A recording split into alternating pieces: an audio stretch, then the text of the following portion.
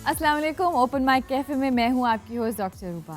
नाज़रीन, पाकिस्तान को अल्लाह ताला ने कुदरती हुस्न से माला माल किया है। यही वजह है कि मुल्की और गैर मुल्की सयाह यहाँ पर आते जाते रहते हैं। लेकिन कुछ लोग ऐसे भी हैं जो आलूदगी फैलाकर इन तमाम मकामात की खूबसूरती को मांद करते हैं। इसी पर बात करेंगे आज हमारे शो में हमारे पैनलिस्ट से। कुछ डमी म्यूजियम से हमारे पास गेस्ट तो आते ही हैं, हमारे रिसर्चर से, और हमें एक गेस्ट ने ज्वाइन किया है जिनको लोग सोशल मीडिया पे जानते हैं देसी माउंटेनियर के नाम से, यानी साद मोहम्मद। अस्सलाम वालेकुम। वालेकुम अस्सलाम। अस्सलाम वालेकुम। आफ्ताब साहब, क्या हाल है? ठीक ठाक हैं आप? 8 मेरे बच्चे हैं, 4 बेटे 4 बेटियां।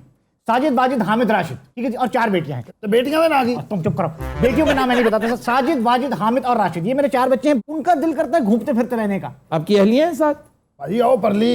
उन्हीं की बात कर रहा हूँ। अस्सलाम वालेकुम, कैसी हैं आप? वालेकुम सलाम, कैसे हैं आप? बिल्कुल ठीक। आप इनके साथ ट्रैवलिंग करती हैं अक्सर? जी हमें तो बड़ी आदत है, हम तो अक्सर घूमते फिरते रहते हैं। हाँ जी, कभी अयूबिया चले गए, मरी चले गए। साजिद जो है ना, बड़ा वाला, we are not interested in Sajid. क्या बात हुई? मेरा बेटा है साजिद। यार तुम्हारे कोई बेटे नहीं है? इनके हो नहीं सकते। इनके क्यों नहीं हो सकते? बस शादी नहीं हुई। मेरी शादी ये नहीं हुई है, मैं तुम दस नहीं सकता। शादी हुई है, मेरे सर 8 बच्चे, 6 लड़के और 2 बेटियां। ਇਹ ਤੇ ਬੇਫਾਮ ਬਣਾਉਣ ਆਏ ਹੋ, ਜਿਹੜੀ ਗੱਲ ਆ ਉਹ ਕਰੋ ਤੁਸੀਂ। मेरा ख्याल था कि आप थ्रू आउट खामोश रहेंगे। ਕਿਉਂ ਜੀ, ਵਜ੍ਹਾ ਮੈਂ ਥੱਥਾ?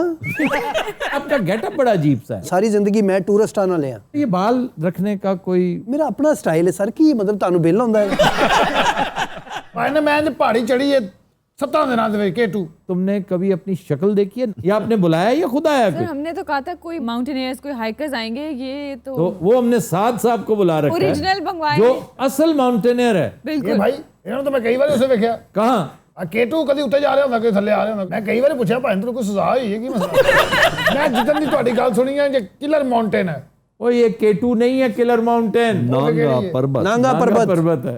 ਉਹ ਕਿਸੇ ਨਾਂਗਾ ਪਰਬਤ ਦੇ ਬੱਚੇ ਆ। मैं एवं ਉਹਨੂੰ किलर माउंटेन समझ के ਉਹਦੇ ਤੇ ਚੜੀ ਜਾ ਰਹੇ हैं। खैर बातें तो होती रहेंगी। मैं बता रहा था कि ਹੁਣ ਇਹ ਨਾ ਕभी हामिद नासिर ਚੱਠਾ फलाना सीधा अपने ਨਾਂ ਤੇ ਹੋਣਾ ਜਿਹੜੀ जो भी है।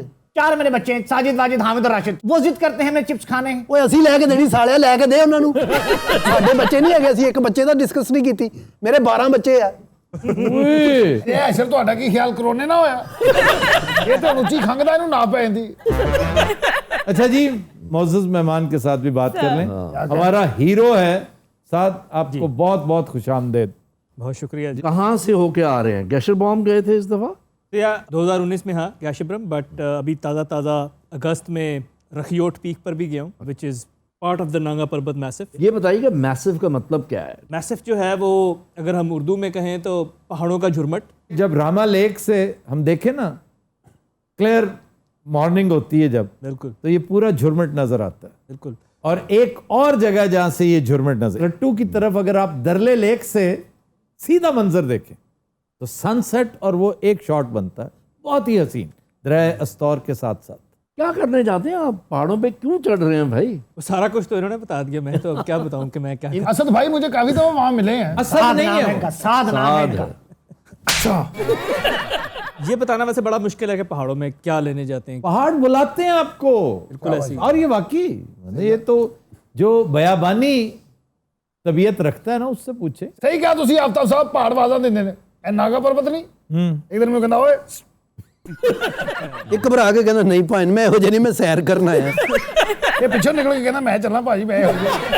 इस पूरी वाहियात गुफ्तगू का मतलब क्या था? सर मेरे कहने का मतलब सिर्फ पहाड़ों 'ਚ बड़ी कशिश हुंदी है। ਸਾਰੇ ਜਾਲੀ ਆਦਮੀ और ओरिजिनल आदमी है, ਉਹਨਾਂ ਨੂੰ ਪਹਾੜਾਂ ਹੀ ਦੇਖਦਾ ਰਿਹਾ। साथ ये बताइए कि सपोर्ट कितनी मिलती है टूरिज्म डिपार्टमेंट से, गवर्नमेंट से? कोई माउंटेनियरिंग की कोई एसोसिएशन है? नहीं, नॉट रियली। अगर आपने कोई वाकई 3-4-8 हज़ार मीटर की चोटियाँ चढ़ ली हैं तो कोई थोड़ी बहुत आपको सपोर्ट मिलना शुरू हो जाती है, बट जो जर्नी आपकी है कि आप 6000 7000 करके अब आप you're aiming for Everest, you're aiming for K2, तो सपोर्ट एज सच नहीं है। What I found the hard way is के smaller brands which are still growing would love to grow with you. ठीक है। It works only if you are able to make something. आप जो हैं content creation बना ले, मेरे your mountaineer, आप एक कोपे माँ है और आप साथ वीडियोग्राफर भी है ना, आप वीडियोग्राफी भी करते हैं। बिल्कुल। जब आप क्लाइंबिंग करते हैं, जाते हैं एक्सपीडिशन पे, तो उसको आप कैप्चर करते हैं। आपको पूरा एक पैकेज होना पड़ता है। आप हैं तो yes then brands will start aligning with you, लेकिन गवर्नमेंट सपोर्ट अभी तक एज सच नहीं। हमें कोई इंटरेस्टिंग इंसिडेंट बताएं, कोई एक्सपीरियंस बताएं। वाक़यात तो बहुत सारे हुए हैं, बट जो एक बड़ा यादगार है वो स्पांतिक पे था 2012 में। I went climbing over there.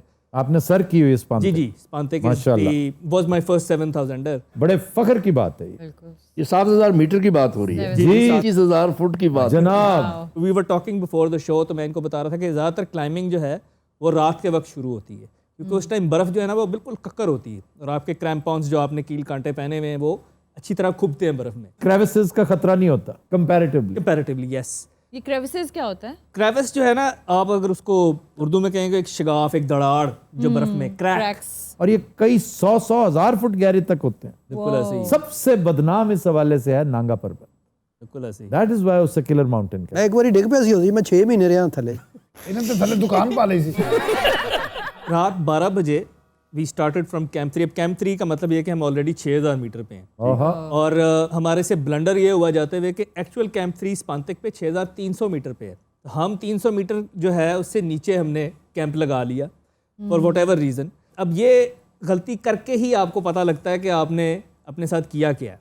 रात 12 बजे भी स्टार्टेड क्लाइंबिंग। समिट पुश कहते हैं जब आप समिट के लिए निकलते हैं, फाइनल आपका असेंट होता है। उससे पहले कोपेमाई में आप पहाड़ को बार बार ऊपर नीचे चढ़ रहे होते हैं अपने आप को क्लाइमेटाइज करने के लिए। तो जब हम निकले रात 12 बजे तो हल्की हल्की बर्फ़ पड़ी थी। सो या वी स्टार्टेड क्लाइंबिंग। एक क्रेविस आया, उसको निगोशिएट किया, उससे ऊपर निकल गए। फिर स्पांतिक पे एक फॉल्स समिट है 6300 के करीब, उसको आप ट्रिवर्स करते हैं, उसको करके निकले तो एक्चुअल कैंप 3 वाली जगह पे आए। जब वहाँ आए तो फॉल समिट चोटी के नीचे एक चोटी है। बिल्कुल, ठीक है ना? बिल्कुल ऐसे ही। तो जब हम वहाँ पहुँचे एक्चुअल कैंप 3 की जगह पे, तो प्रॉपर वाइट आउट हो गया, बिल्कुल कुछ नज़र नहीं आ रहा था। बादलों में हम घिरे हुए थे, और तूफ़ान जो है ना वो बर्फ़ का जो पहले सिर्फ थोड़ी थोड़ी गिर रही थी वो अब जो है वो तूफ़ान की शक्ल इख्तियार कर गई, हवा चलना शुरू हो गई प्रॉपर। और आपकी जो विजिबिलिटी है पहले चंद 100 मीटर थी कि मुझे अपने से आगे जाता हुआ बंदा, उसका हेडलैम्प नज़र आ रहा है कि उसकी लाइट चल रही है, और थोड़ी देर बाद वो 20 मीटर तक रह गई।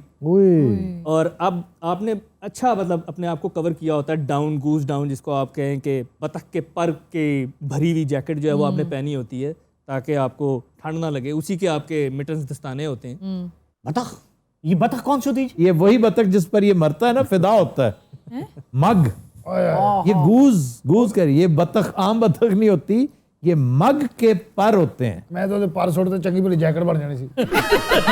ਮੈਨੂੰ ਜਦੋਂ ਠੰਡ ਲੱਗਦੀ ਨਾ, मैं 6 दर्जन अंडे अंदर दे लेना। अच्छा जी। मैंने अपना एक मिटन ना अपनी बगल में ऐसा दबाया कि मैं कुछ निकाल लूँ, तो फॉर सम रीज़न मैंने भूल के ऐसे अपना बाजू उठाया तो वो मुझे दस्ताना यूं जाता हुआ नजर आया, और हुंजा वाली साइड पे कहीं गिरा गया। ओए होए होए। अब I could not go and get it back. अब I had a spare glove, वो मैंने चढ़ा लिया, लेकिन वो उस क्वालिटी का तो नहीं था। But now I M climbing, एक हाथ कभी जेब में जा रहा है, जेब से बाहर आ रहा है। सुबह 7 बजे जब हम पहुँचे ना, तो एक एरिया है स्पांतिक पे 6500 मीटर के लागे लागे, which is a snow field, बहुत बड़ा बर्फ़ का मैदान है। आप समझते हैं कि अच्छा आपने मुश्किल काम कर लिया, प्लेन है सीधा है, आप गुजर जाएंगे। हम सुबह 7 बजे वहाँ पहुँचे, मौसम कुछ खुला। उससे पहले हम यही डिसाइड कर रहे थे कि हम आगे जाएं कि वापस जाएं। तो ऐसे जैसे हॉकी की टीम जो है हडल करती है ना, उस तरह पूरी की पूरी टीम हडल करके तो जो है ना ऐसे ऐसे अपने पैरों से अपने आप को गर्म रख रही है कि जी क्या क्या बनेगा। बिल्कुल बिल्कुल ऐसे ही। सो एकदम बादल हटे, वेरी ड्रामेटिक, और सूरज जो है वो निकल आया हुआ था, and we could see the summit, the actual summit. So Spantik although एक पूरा एक पहाड़ है, बट स्नो फील्ड के बाद there is a mountain within a mountain. तो खूबसूरत तरीन पहाड़, और वो मतलब आई कांट डिस्क्राइब वो फीलिंग क्या थी कि यार हम यहाँ से चले जाएंगे, कर लेंगे, आज समिट हो जाएगी। सो 7 साढ़े 7 बजे हम वहाँ से निकले, और 12 बजे दोपहर 12 बजे हम समिट पे पहुँचे, और हम रात 12 बजे के चले हुए। We were out of water, we had some food in the bag, मतलब कोई चॉकलेट होगी, कोई नट्स होंगे, बट आपका गला इतना खुश्क हो गया होता है यू कांट ईट एनीथिंग, वो उतरेगा ही नहीं। जैसे ही पानी खत्म होगा, now you are on your reserves. अब आप ना खाने जोगे हैं, ना कुछ और करने जोगे बर्फ हैं। काम नहीं आती। बर्फ आइसोटोनिक ही नहीं होती, उसमें कोई नमकियात नहीं, कोई एनर्जी नहीं, कुछ नहीं आपको उसमें से मिलता। एंड अगर आप उसको पिघला भी लें ना, व्हाट आई हैव एक्सपीरियंस्ड, कि पिघला के भी डायरेक्ट नहीं पीते, बड़ी बदजायका होती है वो। बट व्हाट हैपेंस, इसके जो फ्रेश वाटर का आपको जायका है ना, यहाँ तो हम उसको फॉर ग्रांटेड लेते हैं, हमारा मीठा पानी। हाँ, फ्रेश वाटर की जो तलब है ना, वो आपको कैंप 2 के बाद शुरू हो जाती है कि यार पानी मिले। आप बेस कैंप भागते हैं कि पानी मिले, कोई जरा अंदर कोई चीज़ जाए। अच्छा जी, अब 8000 की तरफ कब है इरादा? 2017 में एवरेस्ट से बच के आया हूँ अगेन 7000 मीटर, बल्कि स्पांतिक से ज़्यादा ऊपर चला गया मैं एवरेस्ट पे। 7080 मीटर से मैं वापस मुड़ा, but it's not a summit. इंशाल्लाह फिर मौका मिला तो एवरेस्ट जाना है। साथ ये किस हद तक दुरुस्त है कि Everest is one of the easiest mountain? Not really, क्योंकि K2 के मुकाबले में वो कुछ भी नहीं है। डिपेंड्स कि आप चढ़ कैसे रहे हैं। आपने अगर तो आपके आगे शर्पा लगा हुआ जिसने रस्सी लगा दी है तो फिर Everest would be easier, still not easy in the sense कि जब आप कैंप 4 से निकलते हैं, कैंप 4 एवरेस्ट का 8000 मीटर पे है, और जब आप उससे आगे निकलते हैं चोटी के लिए तो काफ़ी सारे ऐसे मौके आते हैं जहाँ पे बावजूद इसके कि रस्सी लगी है आपके लिए चढ़ना मुश्किल है। हवा ही बहुत तेज़ चलती है वहाँ, मतलब इट स्टार्ट्स एनीवेयर। अगर 20 किलोमीटर पर आवर पे है तो आप कहते हैं हाँ आज अच्छा दिन है। अच्छा, 40, 60, 80 इवन गोज अप, और वो उड़ा के मारती है आपको। आप रस्सी पे होकअप हुए में, लेकिन वो आपको जब उड़ा के मारेगी तो आप क्या करेंगे? अच्छा जी, आप आइडलाइज किस क्लाइमर को करते हैं? नेटिव तो मेरा ख्याल है सतपारा ही होंगे मरहूम। इंस्पिरेशन तो बहुत सारों से है, बट जब 2017 में मैं एवरेस्ट पे था बेस कैंप पे, तो उली स्टेक था वहाँ पे। He is known as the Swiss machine. Ueli Steck, he passed away that year, he fell from a mountain and he was a solo climber. अच्छा, और एवरेस्ट के साथ हम यहाँ बैठ के सोचते हैं शायद एवरेस्ट एक अकेला पहाड़ है, जिस तरह K2 एक अकेला पिरामिड है। एवरेस्ट के साथ लोटसे भी है एक और 8000er, then there is a 7000er Nuptse, बहुत खूबसूरत पहाड़ है। Nuptse looks a lot like the Karakorams that we have, बड़ा जैगड ये वो। So Ueli Steck was climbing Nuptse और solo, no rope, no team, ओए माल ice axes, crampons, and he's climbing. I was at the base camp, fortunately या unfortunately, जब मुझे खबर आई कि ये वाक़या हुआ है, but before that he has so many records. मतलब यूरोप में वो निकलता था, वो एक दिन में जी 3-3 चोटियाँ करके आ रहा। He was that sort of a climber. और उसका तरीका कार ही ये था, he's gonna go alone. With the speed he would climb, I'm sure I'll never be like him, but that is someone who would keep inspiring me when I get better at climbing. यहाँ के जो हैं Austrians, Yeah. Swiss, ये बड़े मशहूर हैं। Reinhold Messner, Yes, लेकिन Messner. एक बहुत बड़ा नाम था, बहुत बड़ा 70s 80s में। एल्पाइन क्लाइंबिंग, वो भी अकेला क्लाइंब करता था, ठीक है ना? हरमन बुल उससे पहले। बिल्कुल। लेकिन क्या वजह है कि जो रिकॉर्ड हमारे पाकिस्तानियों ने कायम कर रखे, मतलब सर्दियों में नांगा पर्वत जो है, ये कोई आसान काम नहीं है। सतपारा के बेटे ने किया ही, बिल्कुल। Satpara himself also did that. Mohammad Ali Satpara. Mohammad Ali Satpara. साथ अब बाहर से क्लाइंबर्स आ रहे हैं। या क्योंकि मैं अब पिछले 2 सालों से बालतोरो पे जा रहा हूँ, तो एक सरप्राइजिंग चीज़ ये है कि बहुत सारे लोग रिपीट हैं। कम्युनिटी बहुत बड़ी नहीं है। आपको वही लोग एवरेस्ट पे भी मिले होंगे, आपको वो अगले साल गैशेपुरम पे मिलेंगे, उससे अगले साल K2 पे मिलेंगे। तो जो लोग आ चुके हैं वो तो बार बार आते हैं। यानी जो ये लोग बार बार आप कहते हैं आते हैं, ये लोग क्या कहते हैं कि पाकिस्तान की टूरिज्म पॉलिसी या फिर उनके बाहर की जगहों पे जहाँ जहाँ वो गए हैं, क्या डिफरेंस है? बाहर तो देखें काफ़ी आसान है जाना, और बाहर जाने की अट्रैक्शन फ़र्क होती है। If I focus on the mountaineers को, माओ पे अगर मैं फोकस करूँ तो नेपाल का अपना एक चार्म है, बट चूँकि मैंने देख लिया है नेपाल और एवरेस्ट बेस कैंप और एवरेस्ट को क्लाइंब करने का भी इत्तेफाक हुआ है, तो एवरेस्ट चढ़ने के लिए जब आप स्टार्ट करते हैं ना अपना सफ़र, तो वो पक्का फुटपाथ है जहाँ से आप शुरू होते हैं। मतलब आप खटमंडो से आपने फ़्लाइट ली, आप लुकला में लैंड हुए, तो आपको लगता ही नहीं है कि आप कुछ करने आए थे यहाँ, ऐसे ही जैसे मरी माल रोड को ज़रा साफ़ सुथरा और पिकनिक पे आए। बिल्कुल ऐसे ही है। और वहाँ से दूसरे तीसरे दिन आप नामचे बाज़ार पहुँचते हैं तो वहाँ भी सब कुछ मिलता है, जबकि गाड़ी नहीं वहाँ जाती, सिर्फ हेलीकॉप्टर आते हैं।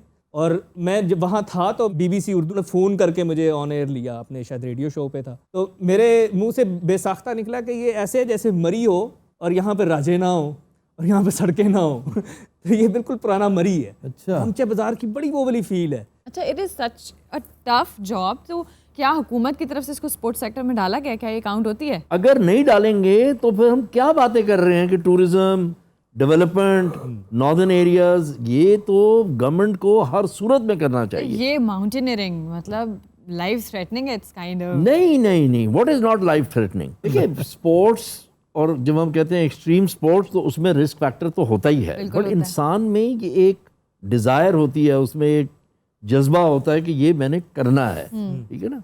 ये ट्रैकिंग की बात कर रहे थे। ट्रैकिंग क्यों करते हैं लोग, क्यों जाते हैं पहाड़ों में, क्यों मीलों मील चलते हैं, पैक भी पहना हुआ है, लोड उठाया हुआ है और जा रहे हैं, नहीं है, हाँ, ठीक है? पानी तो तक कोई नहीं। उसमें रिवॉर्ड है ना, अपनी पर्सनल डेवलपमेंट है, सेल्फ डिस्कवरी है, इंस्टिंक्ट बन जाती है। मैंने माउंटेनियर्स को देखा है, वो इंस्टिंक्ट, और वाकई पहाड़ उन्हें बुलाते हैं।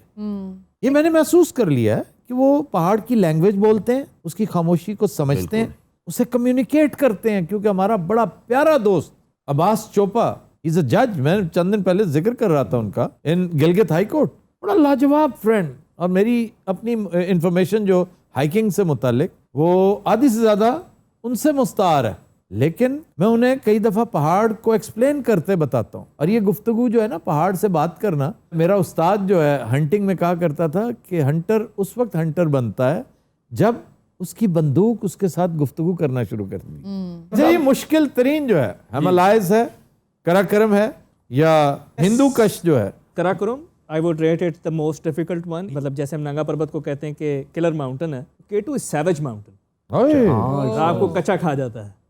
तो एवरेज उस पे हर 10 समिट करने वालों में से 3 लोग वापस नहीं आते। अच्छा, मुझे ये खामखा का अफसोस रहता था, अब कम हो गया आप जैसों से सुन के, कि मैं कॉन्कॉर्डिया जा रहा था, Okay. मैं जाते जाते रह गया। ये जज साहब की इंटाइस करने पर, सिड्यूस करने पर मैं आधे से ज़्यादा तैयार हो गया। लेकिन फिर मेरे कुछ फ्रेंड्स जो बड़े अजीज़ दोस्त थे फौज में, तो उन्होंने मुझे कहा कि ये वो एडवेंचर है जो तुम 10-1 साल लेट कर रहे हो, और कुछ भी ना हुआ, थोड़ा बहुत भी तुम्हें प्रॉब्लम हो गया तो तुम्हारा शो रुक जाएगा, और वो अगर महीना पूरा भी रुका, 2 महीने भी, यू कांट अफोर्ड दैट। तो क्या ख्याल है, मैंने ठीक किया? नहीं, आपको चले जाना चाहिए था। It's a once in a life time thing. अच्छा, वन क्वेश्चन, जैसे आपने कहा कि कुछ हो जाए, कोई इशू हो जाए, अगर कोई प्रॉब्लम वाकई में हो जाए तो क्या होता है फिर उस वक्त? एक तो एसेंशियल ये है कि आपकी कम्युनिकेशन होनी चाहिए। Being a Pakistani mountaineer, we can't really afford sat phones, लेकिन देयर इज अ solution now. For the past few years there is a device, Garmin InReach. You can SMS, you can send an SOS, you can even tweet from it. But ज़ाहिर है वो internet पे नहीं, via satellite होती है। Garmin ज़्यादा famous है for GPS। Yeah. ये GPS पोजीशनिंग जो है ना, ताकि आपको पता हो आप कहाँ हैं। तो it is a GPS and an SMS device. तो आपका राब्ता सारी दुनिया से फिर राब्ता हो भी जाए तो जिस जगह आप हैं वहाँ कोई फर्स्ट एड कैसे पहुँचेगी? So लोग there's अस्करी एविएशन जो स्कर्दू बेस्ड हेलीकॉप्टर सर्विस है, उसमें सिर्फ कबाहत ये है कि वो एक हेली नहीं भेजते, वो हमेशा 2 भेजते हैं। देयर इज एन SOP, तो वो आपको महंगा बहुत पड़ता है। अच्छे वक्तों में $10,000 आप जमा करा के जाते थे अपने रेस्क्यू के लिए। उसके अलावा जो फिर और तरीका है वो ये कि आपको फिर स्ट्रेचर बना के या जो खच्चर है उन पे बाहर निकाला जाए, स्लेजेस टाइप चीज़ों के ऊपर। हाँ, यानी ये सब कुछ आप अपनी जेब से करते हैं? और कौन करेगा भाई? तो यही तो मैं कह रही थी कि अगर ये स्पोर्ट्स सेक्टर में आता है, अगर इसको गवर्नमेंट करती है, tourism is a separate thing, but this thing. मेरी मुलाकात साद से हुई इसी बारे में थी। ये मुझे मिलने आए कि मुझे स्पॉन्सर चाहिए। मैंने कहा किस लिए? मैंने कहा पहाड़ चढ़ना है। मैंने कहा पहले आके मिलो। ये आए, इन्होंने बताया कि मैं वीडियोग्राफर हूँ, तब मैंने इनको रेफर किया था कि आप जाके मिलें, और वहां से फिर वो चस्किन चैलेंज और इनटू द आइस मैंने फौरन ले लिया था इनसे, इनके पास जितना सामान था मैंने सारा खरीद लिया। इंडस टीवी पे मेरा ख्याल है जो 2 बेस्ट प्रोडक्शंस थी उनमें से एक इनकी थी और एक बशीर था। And now I am breaking the news, इंशाल्लाह he will be making more movies for us, इंशाल्लाह, more documentaries for us, for our English channel. We want the world to know कि हमारे पास है क्या, खजाना हमारा क्या है। ये खजाना है हमारा, कुदरती खजाना। पाकिस्तान का टूरिज्म जो है वो काफ़ी बड़ा है पिछले 5 सालों में। कहा जा रहा है कि 2025 तक पाकिस्तान के टूरिज्म का पोटेंशियल $6 बिलियन है सालाना। वाह। अब उसके लिए हमें तैयारी करनी पड़ेगी। उसके लिए हमें बाहर से आने वाले लोगों को, मेहमानों को, उनको लुक आफ्टर करना पड़ेगा। और कई दफ़ा सवाल पूछा जाता है कि पाकिस्तान में नाइट लाइफ नहीं है तो टूरिस्ट क्यों आएगा। पाकिस्तान में टूरिस्ट जो है वो इसी एक्सपेक्टेशन के साथ आता है कि यहाँ नाइट लाइफ नहीं है, ठीक है ना। वो आता ही डिफरेंट मकसद के लिए, वो आता है एडवेंचर के लिए, वो आता है क्लाइंबिंग के लिए, वो आता है ट्रैकिंग के लिए, वो आता है अनस्पॉइल्ड विल्डरनेस के लिए, वर्जिन एक्सपीडिशन के लिए। तो सर आपने कहा हमें इसके लिए तैयारी करनी पड़ेगी। अब हम में कौन है? ये गवर्नमेंट है या फिर ये गवर्नमेंट भी है और हर शख्स जो, हर पाकिस्तानी जो है जी, और स्पेशली जो नॉर्दर्न एरियाज में लोग जाते हैं, हमारे टूरिस्ट जाते हैं, जो हमारे इनलैंड टूरिज्म है, इनको समझना पड़ेगा कि जब हम कहते हैं कि माउंटेन्स को रिस्पेक्ट करें, ठीक है ना, उनकी इज्जत करें, जो लेक्स हैं, जो हमारे ट्रैकिंग ट्रेल्स हैं, उस पर गंद ना फैलाएं, उनका ख्याल रखें।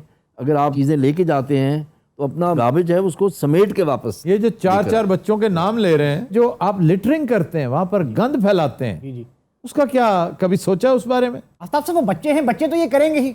आप लोगों को चाहिए कि वहां पे बड़ी बड़ी वो जो डस्टबिन होती हैं। डस्टबिन का क्या मतलब? जहाँ डस्टबिन ना होगी आप फेंकते रहेंगे, लिटरिंग करेंगे, ये फिर और बात क्या करें? करते हैं डस्टबिन की, जहाँ पे डस्टबिन लगे भी हो ना, उसके इर्द गिर्द सारे का सारा कूड़ा फैला होता है, इतना भी नहीं करते कि अंदर डालें। ठीक है भाई। क्यों जी, इतने आप क्या कहती हैं? सबके बच्चे कूड़ा फैला रहे थे, अगर हमारे बच्चों ने फैलाया तो क्या हो गया? यही प्रॉब्लम है, हर शख्स यही कहेगा उसके बच्चे ने फैलाया। अच्छा, एक तो मेरे तरीका बच्चे बता को दूं बोलते आपको।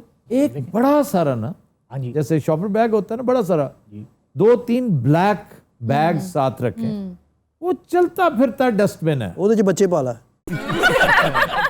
जो लिटर है, जो एक्स्ट्रा चीज है उसके अंदर फेंकते जाएं, ये आपका माहौल भी खूबसूरत रखेगा, खुशगवार रखेगा, और सबसे बड़ी बात, जो एक सेंस ऑफ रिस्पॉन्सिबिलिटी है, जो एक अच्छे शहरी की मिराज है, उसको टेस्ट करें। अगर हमने ऐसा किया तो दूसरे ना करे तो फिर क्या? नहीं, आपकी जिम्मेदारी नहीं है, आपकी जिम्मेदारी सिर्फ आप दो और आपके बच्चे। आफ्ताब साहब, हमने नेक्स्ट नलतर जाना है। अब हम 4 जो काले बैग हैं वो हम साथ लेके जाएंगे। यार तू इतना क्यों फिरना, तू बच्चे बखा के मांगना। व्यूअर्स, आज के शो का वक्त खत्म हुआ। इंशाल्लाह आपसे मुलाकात होगी कल। तब तक के लिए हमें दें इजाज़त। अल्लाह हाफिज़।